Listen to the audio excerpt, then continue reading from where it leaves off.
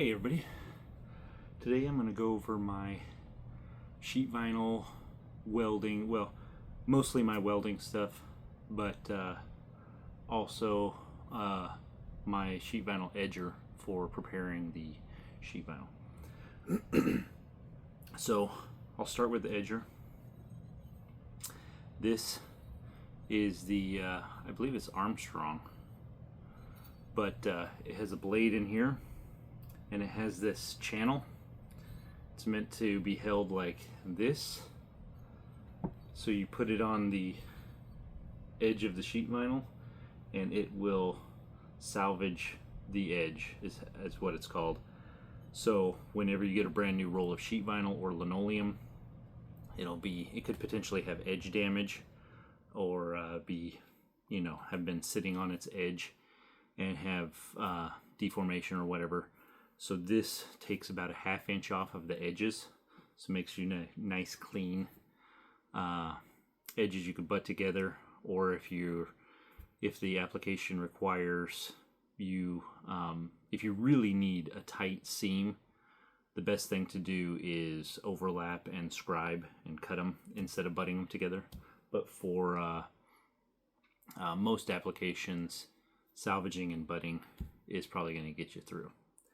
So I'll move on to my welding kit.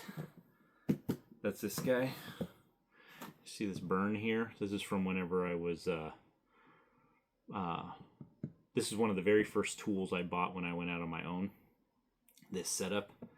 And this is the name of my company back then, SK Quality Flooring. And I was changing my welding tip. And I set the hot welding tip on top of this because I didn't want to set it on the floor and burn it. So I set it on here and melted my case. This is a Sinclair welding kit. Let's open her up and see what we got. So everything in here is not what everything it came with. I've added to this over the years. So there's the Sinclair heat welder. Now mine is the old style, so does not have any digital readouts. It has a dial and it has a power on and off. Still works, so I still use it. The new ones have a feature where you could set it to cool. I mean, you need to, once you're done with these, you need to let them cool off, so that way the heating element doesn't get damaged. If this gets bumped or dropped, kicked, anything like that while the heating element is hot and that breaks, you've just got a cold air blower, and that's all this does. So you're going to have the tip. You can change these. So this is just your standard tip that it came with. I have, got all jumbled up, but I have several other ones here. So little ballerina tip, and this is for tinier weld rods. This is for these two are for various flat rods. So the only flat rods I've ever run into were camouflage weld rods, so you have like a real speckled looking floor and the weld rod is also speckled. And those will come in halves. So instead of coming in a spool, they'll come in a tube, kind of like coiled up like a rope. And that's what these flat ones are for. Let's see. So I'll go over the stuff that it originally came with first. So it came with the gun, this tip. This is a pull groover. So in order to weld the seam, you need to groove it so it's a half pipe shape. So you'll have one sheet here, and you run the groover down the middle, so you take a quarter out of each one, making a half pipe. This will work. I've only used this in the early days whenever I was first going out on my own, because that's all I had. It'll get the job done, and this is actually kind of good for if you have a lot of arcs and stuff to do. You can go on arc shapes easier with this than you can with others. I keep it in here just in case something breaks and I need it.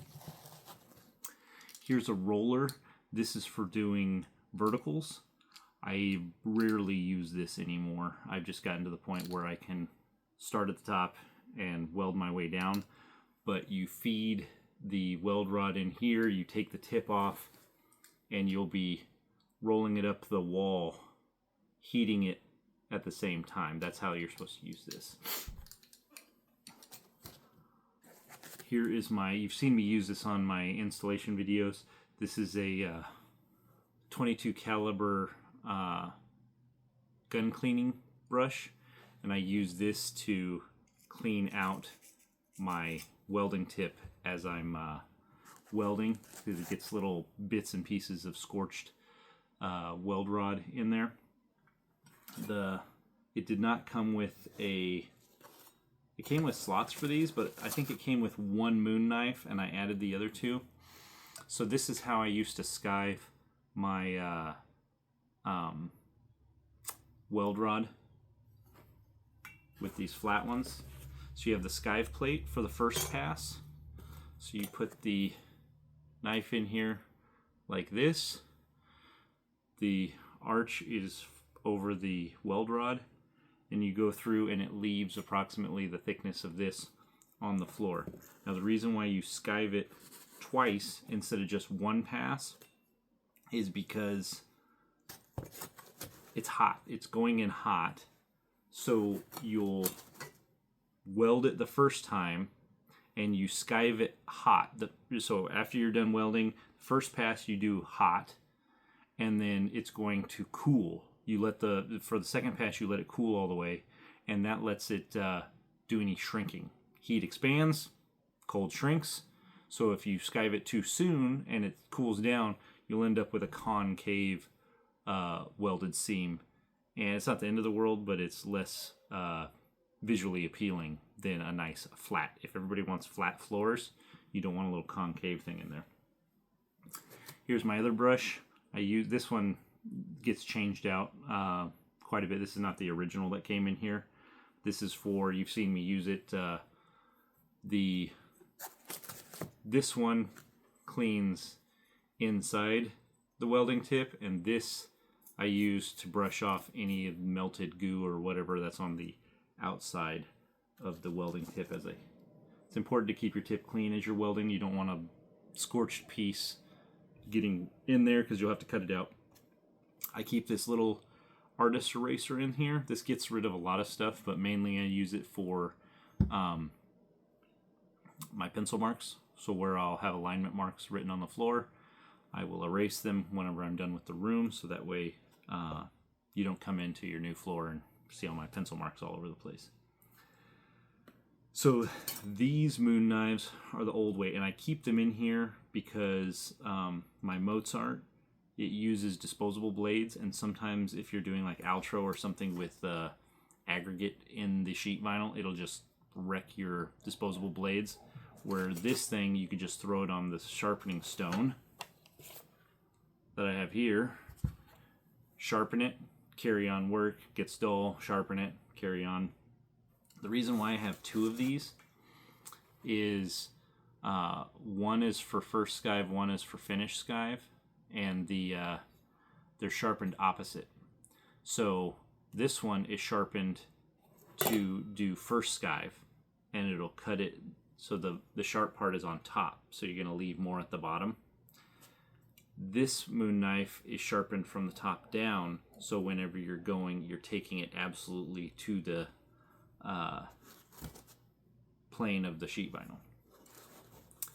This moon knife is for skiving up verticals. You've seen me use it. I still use this one quite a bit. There's not really anything to substitute. The Mozart doesn't do this very well. So where the floor meets the cove and you're running up that bend, you just run this knife up it and it'll skive it for you. Now this is what I use for the most part. This is the Mozart by Crane skiving tool, and you put in, so it incorporates the skive plate here, and it comes with two, a 5mm and a 7mm, and then the disposable blade right here. And so first pass you have it with the skive plate on, and the second pass you just move the skive plate out of the way, finish her off. This guy works really good. One of the things that this guy does better than your old moon knife is the moon knife is wide and this is skinny, so you're only really getting the area right around the welded seam. This guy will go wide, much wider than the seam, so if there's any irregularities, I know this may come as a shock to you, but the floor is not perfectly flat all the time. Despite what our best intentions are, there's irregularities in the floor. There's irregularities in the trowel. If you leave just a little bit more glue, there may be some irregularities there at the seam. If it's a really texture heavy sheet vinyl that has a bunch of different topography in the pattern on top, and you come through with a wide blade, you may take more than you bargained for with the moon knife. So in the old days before this was invented, that you'd have to be a lot more careful with that. So if you're just going right along the seam, the cutting edge is only maybe a 1/4 inch right here, as opposed to, you know, pushing 2 inches. So that's how this is nice. Fits in the hand, you have one tool, you don't have to have your separate skive plate. I keep all this stuff in here because there have been times whenever I'm out of town and I'm going and I'm using Altro. Altro has, for like kitchens and stuff, has aluminum oxide aggregate in it, and it just wrecks knives. It wrecks your utility blades, wrecks your hook blades, and it wrecks these blades. You're hitting little chunks of metal as you're cutting and skiving, and it'll just chew up the blade, and then if this is dull, you can't skive very well. So that's why I still keep all the old school tools in, because you need to be able to finish. Here's the other skive plate, comes in here.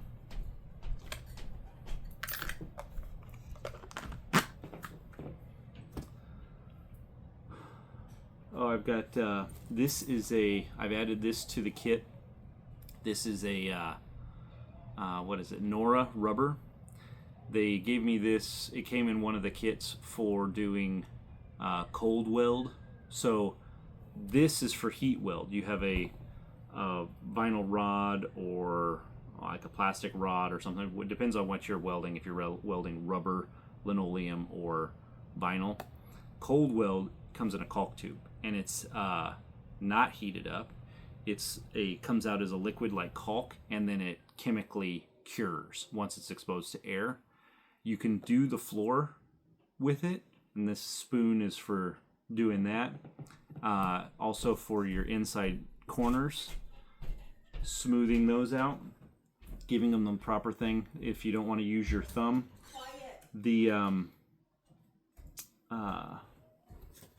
So that's what I use those for. I have these, let's see, for heat welding, I have this little knife. I put it in this, and this is what cuts my inside corner. And you can do that in one pass, but I still like to try to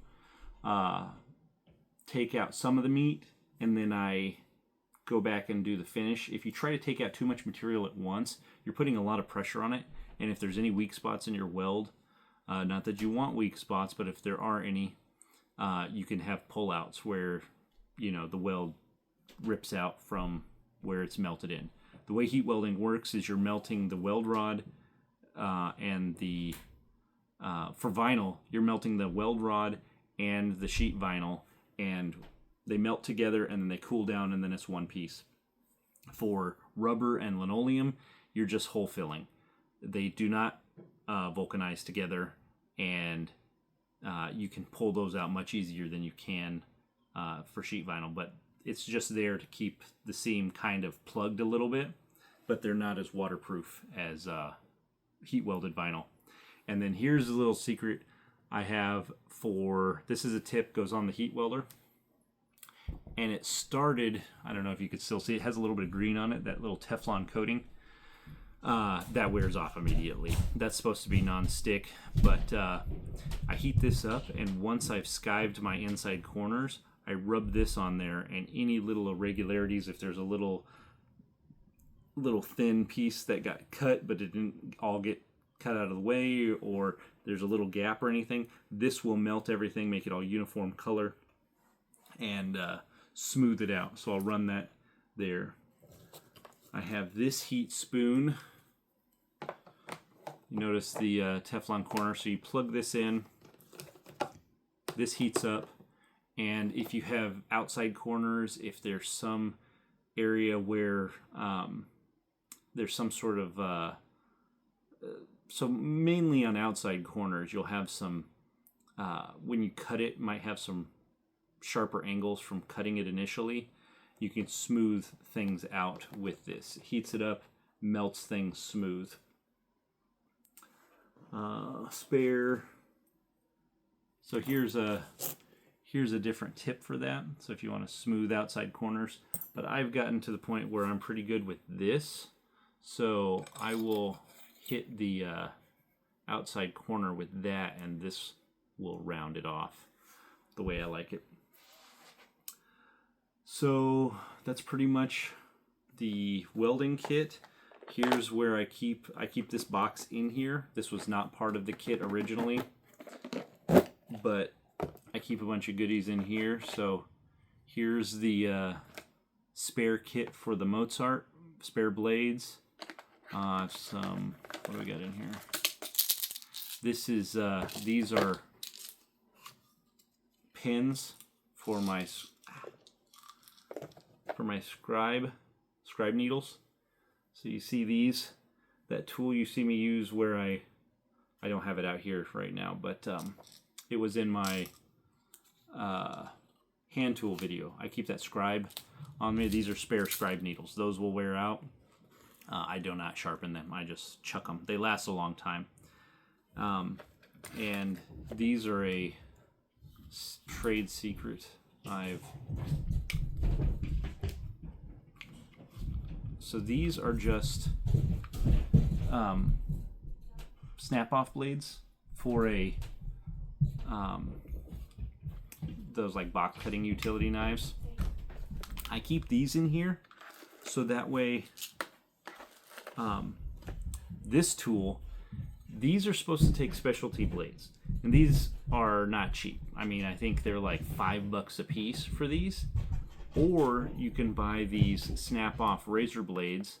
The snap-off razor blade fits right in here, and I don't think, they may not last as long, but they're infinitely cheaper. So I have a bunch of these snap-off razor blades. I use them in here, and saves me a lot of money. Whenever I need one, I take my pliers in my tool pouch, snap a blade off, put it in there, and I'm good to go. I have some more. These came as a set. They're more of these tips in bigger sizes for bigger corners and stuff. I never use these. I predominantly I'm in commercial flooring, so the linoleum sheet vinyl rubber that I do is approximately 1/8 inch thick, nearly always. And if I'm doing something bigger, I've never heat welded anything those diameters. So I have, anytime there's some sort of like inside corner that I need to do, it's always some sort of cold weld system, and I end up just caulking those. I either use my spoon, or if it's bigger, I did buy a caulking kit, just one of those cheapy ones from Home Depot or Lowe's, where it has different radiuses you could do so that they're all uniform. And I did do a Protect All floor at the Native Hospital recently and used that. And that's what I bought it for. So that's pretty much the welding kit here. This is one of the that blade I showed you for doing inside corners. They come in like a kit with a bunch of other blades of weird shapes and stuff. The only one I use is the one for the inside corners. There's that. There's a little spot for all your welding tips, but whenever you're putting this thing in and out of the truck or whatever, it gets moved around, everything falls out. So so this is for welding sheet vinyl, linoleum, and rubber, heat welding. Now, a lot of people will use linoleum as a catch-all term for they mean sheet vinyl, but they say linoleum. And the difference is vinyl is made out of vinyl, and it is waterproof, and it is sometimes, I mean, the residential stuff is not heat weldable. You have to chemically weld it, but linoleum is made from wood flour. So they take this powder, reconstitute it, and put it on they mix it up with whatever their secret formula is to bind a binder together, this wood flour, and then they bind it to a jute backing. Now, it is a hard surface, and the linoleum guys will tell you that you could coat a swimming pool in it, but it's made of wood. So I do not trust it, and I don't think it's great for wet applications. So, I mean, if you put it in your bathroom and you step out of the shower with wet feet, it's probably okay for that. If it one at the Cordova Coast Guard Academy or Coast Guard housing, they wanted it to be used in the entryway. Well, it is like in a rainforest, so it's always wet in that entryway. So we ended up getting that substituted out for a like a stained concrete, which is going to be much more durable in a wet environment than linoleum. Because any water moisture gets into that and it'll start swelling just like any other wood thing that you see, like particle board or anything like that. So that's the difference between linoleum and actual sheet vinyl. Most of the time, the stuff you see at Home Depot, that's all sheet vinyl. It's like cheapy residential sheet vinyl, but you'll see, if you look on the back, and it has this rope looking, that's the jute backing, or twine kind of looking. That's the jute backing, and that's what linoleum actually is. So it's really good for, like, say a library, office, something like that. It gets harder over time. You take care of it, and it's going to last you a long time. This, I showed you my pull groover that came in the kit. This is my turbo groover. This is much better, and it's way better if you have a lot of lineal feet of welding to do. I mean, you can get by. You got a little bathroom, you got like 6 or 10 feet or whatever. Pull groover or the hand groover. Oh, that's one thing that I missed in here. There's a, where is it? This guy. This is my hand groover. So this is good if you have some sort of detail, or in my other videos you'll have seen me grooving the verticals. So I'll do the floor, the flat, with this guy, and then I will finish it up the vertical wall with this.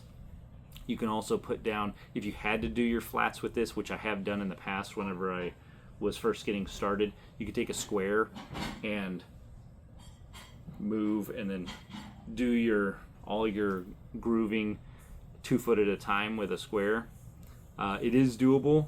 It is slow and tedious, and that's why I got the turbo groover. I worked on when I first went out on my own, I didn't have all the tools because my boss had provided everything before. I had some hand tools, and like I said, I bought this welding kit, and I think I bought my vacuum were the first 2 things that I bought, and those kind of, with my hand tools, that kind of got me going. Then I got a job, I think it was in Dutch Harbor, the rec center, and it had something like 600 or 700 lineal feet of welding. There was a lot of custom stuff in there. So that's when I bought this turbo groover, and it saves a ton of time. So anyway, hand groover was one thing I missed out of my kit.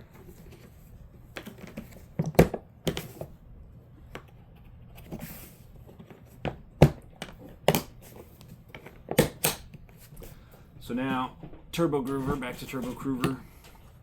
So you'll see here, it has that little wheel with this kind of blade on it, and that fits in the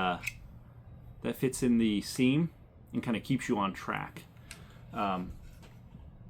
There's the finish blade. So there's a little blade here on the front, right here. So when you're going forward, you push it and you're cutting it, and your excess will kind of spool up in here, the part that's getting cut off. Then whenever you hit a wall or a door jamb or something, you'll turn it around and finish that last little half inch or so. So this one's labeled first pass. I don't know if you can see it, but there's first pass engraved in the middle there. This is what you use, 99% of the time, and this is all you need for sheet vinyl or rubber. For linoleum, you have your second pass groover. Now this is rounded, this wheel is rounded because you've already hit it with the first pass. You already have a half pipe, and what this does, it has a much smaller blade, and it works very similar. Has all the same stuff as the first pass. It does not have a finisher on the back. And what you do with this is you'll go through, and after you've grooved it once, you go back and groove it again, and it'll take your half pipe and put another little teeny tiny half pipe at the very bottom of it, at the base. Now what that's doing is, for linoleum, and that's the only time you use it is for linoleum, is it's letting remember I said for rubber and linoleum, your weld rod isn't melting and vulcanizing to the floor, it's just melting and filling the hole. So what this does is it lets the weld rod for linoleum melt and get down into that jute backing and has more mechanical grip as it melts and melts around all the little fibrous bits of wood and jute. So that way it doesn't come out as easy because it's just a hole filler. So these are what I use for welding, and you've seen me use it in some of my other videos. In the flat lay and the Cove bathroom, you'll see me use this stuff, but that's an explanation of what I'm using, why I'm using it, what it's for. So hope that helps. Thanks.